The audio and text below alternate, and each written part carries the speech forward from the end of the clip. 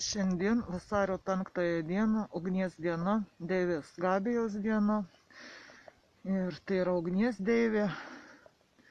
Šią dieną yra įprasta savo namų languose, namuose uždegti žvakes. Kaip sakyti, kad būtų kuo daugiau ugnies. Aš linkiu jums šilumos, šviesos ir ugnies į kiekvieno širdis ir sielas. Už mus, už deivę Gabiją, už šventą ugnį dovanotą mums.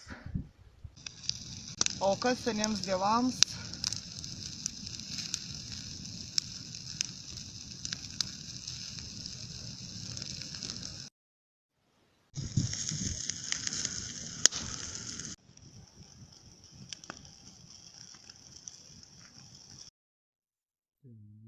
Turėjau skysto kalbos.